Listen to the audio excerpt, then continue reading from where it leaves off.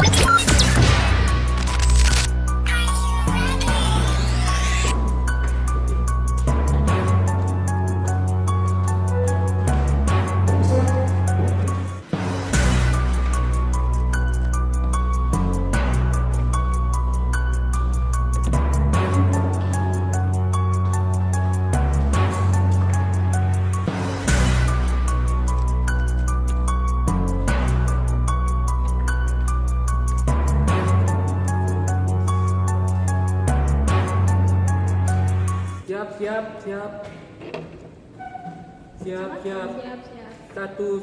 Satu, dua, tiga.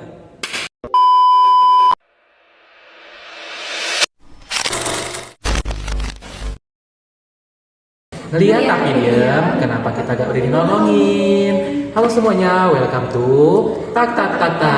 Saya di sini Tri. Saya Anggi, saya Luari. Jadi podcast kita ini bakal ngebahas hal-hal sosial yang kadang kita lakuin itu tanpa sadar. Kita bakal ngebahas hal-hal yang terjadi akhir-akhir ini yang bisa jadi kamu atau kita di sini ini adalah pelakunya juga. Betul, kita menjadi pelaku tanpa kita sadari. Tapi tenang aja guys, ini bukan pelaku kriminal, tapi kesalahan-kesalahan kecil yang masih sering kita lakukan.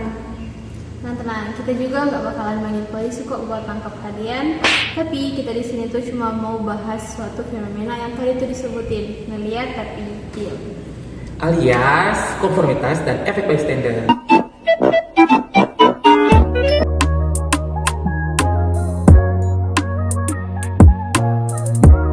Kedengarannya sih ilmiah ya, tapi tenang aja kok. Kita bakal ngebahasnya tuh dengan santai. Woi, lagi santai kawan. Nah, di sini kita akan bahas kesalahan-kesalahan apa sih yang masih kita lakukan itu? Apa tuh? Apa ini belum.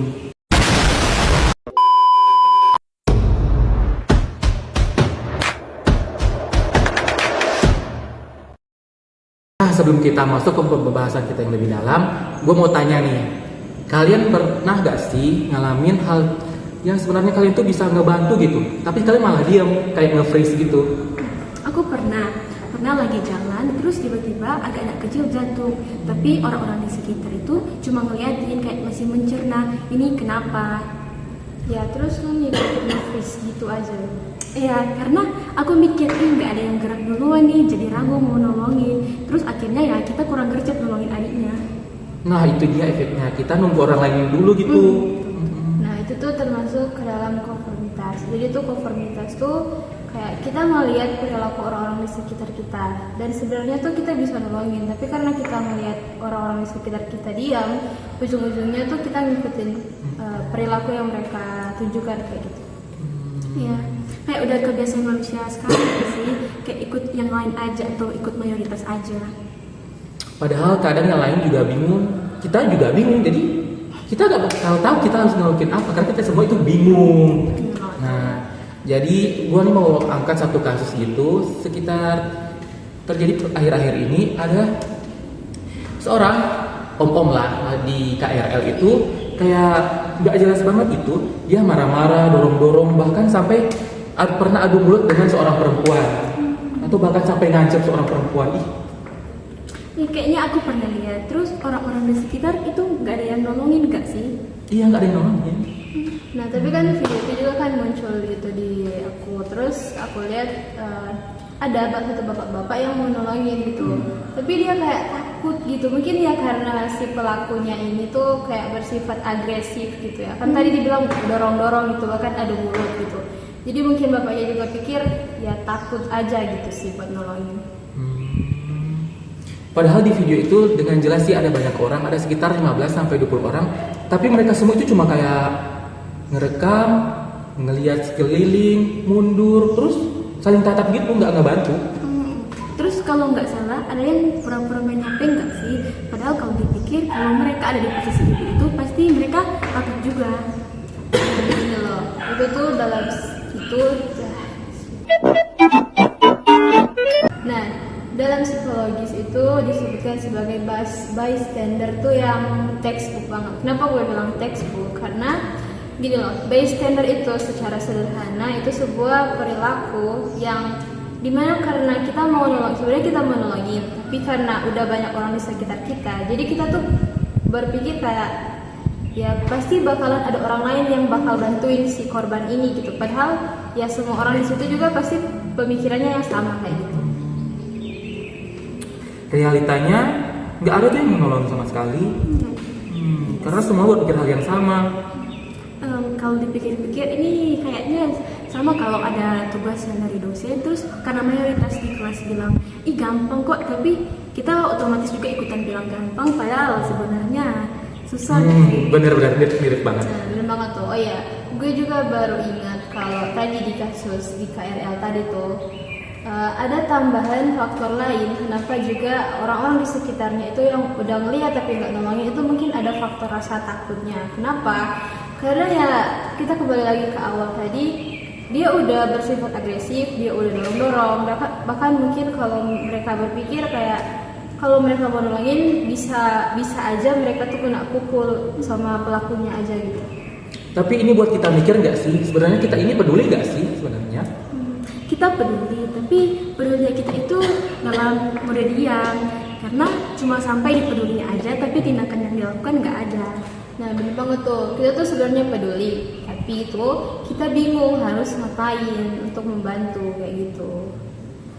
Oke, ini jadi pertanyaan yang penting banget sih. Kenapa budaya silent mode itu kuat banget sih buat kita ini? Oke, gue bakalan kasih 3 alasan kenapa ini tuh bisa jadi hal yang kuat, silent mode tuh bisa jadi hal yang kuat dalam kehidupan lingkungan kita. Nah itu yang pertama adalah situasi ambigu. Nah kita mungkin kalau kita berada di situasi yang seperti itu, kita bakal mikir kayak ini tuh bahaya nggak sih, ini tuh parah nggak sih, ditambah lagi sama perilaku orang-orang yang ada di sekitar kita. Kita ngelihat mereka tenang, mereka diam, jadi otomatis kita pikir ya udah ini tuh nggak bahaya, ini tuh ya aman-aman aja gitu. Contohnya kayaknya kalau ada tiba-tiba orang teriak, tapi orang di sekitar itu cuma diam, kayak masih mencerna, ataupun ada yang nggak peduli, padahal itu bisa jadi tanda bahaya nggak sih? Ya benar banget tuh. Nah yang kedua itu takut salah. Kenapa? Karena banyak orang yang di sekitar kita, saat kita mau bertindak tuh kita pasti bakalan mikirin bagaimana pandangan orang lain terhadap kita, kayak dia terlalu lebay, dia terlalu ikut campur dengan urusan orang lain kayak gitu. Akhirnya ya kita memilih untuk diam aja.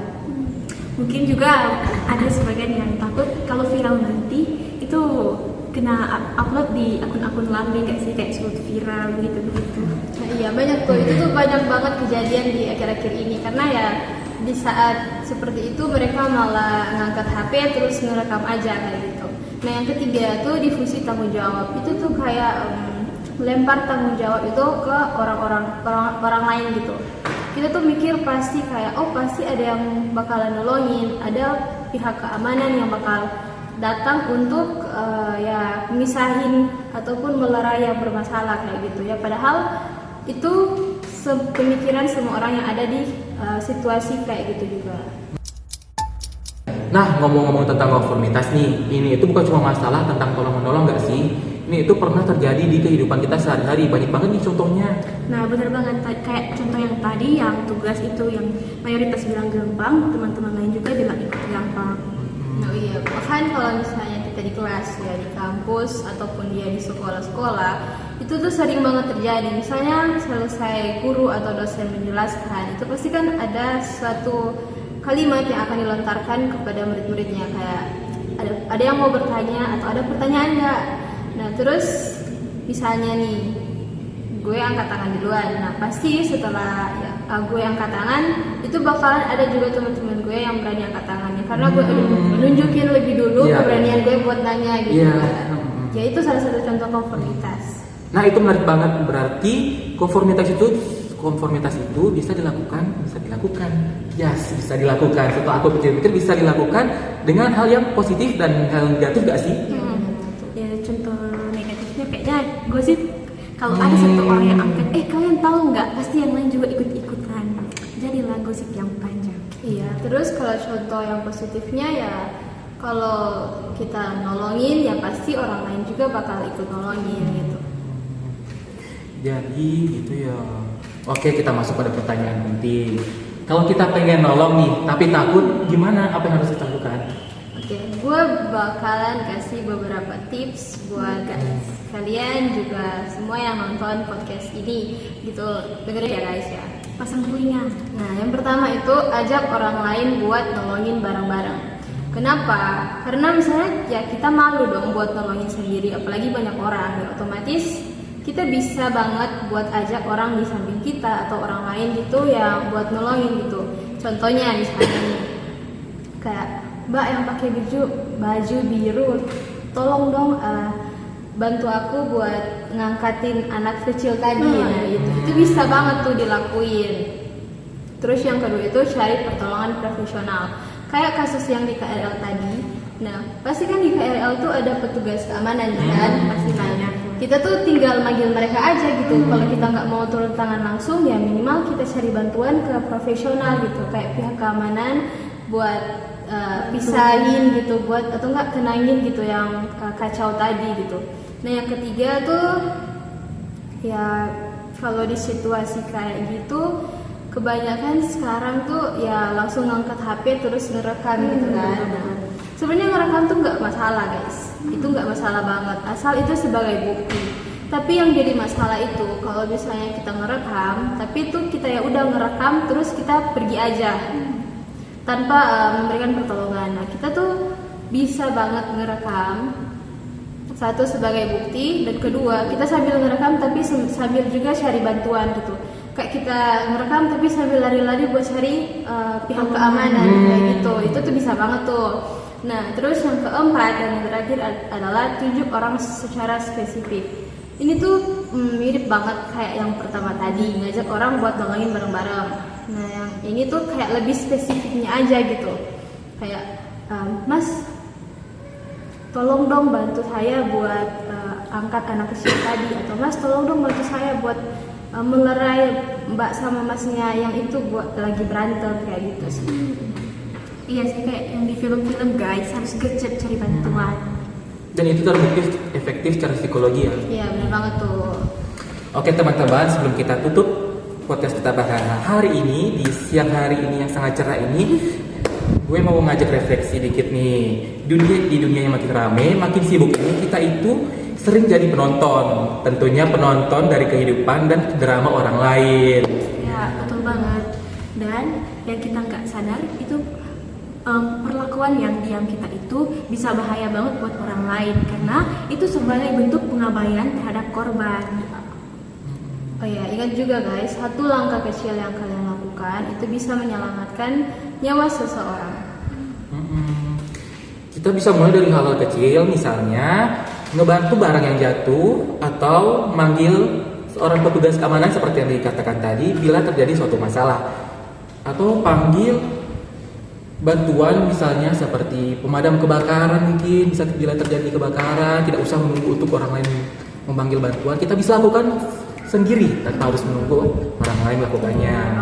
Ya, jadi guys, intinya selama kita bisa bantu orang itu, please bantu dan jangan abaikan.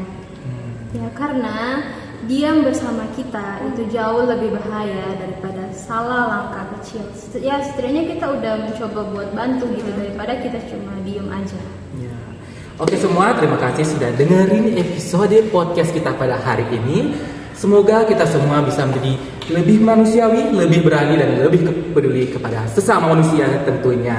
Amin. Dan buat teman-teman yang udah nonton podcast ini, jangan lupa di-share ke teman-teman yang mungkin masih melakukan sikap pengabaian tadi, dan jangan lupa share. Oke, demikianlah podcast kita pada saat ini. Sampai jumpa di episode berikutnya. Bye. Jangan lupa share ke alam kubur, alam baka, alam neraka, dan semuanya alam-alam itu. Setuju banget. Tapi yang paling penting share ke bumi guys. Yes. Kalau boleh share juga ke pelaku-pelaku yang di sekitar. Yes, menyalakuin. Ya, terima kasih.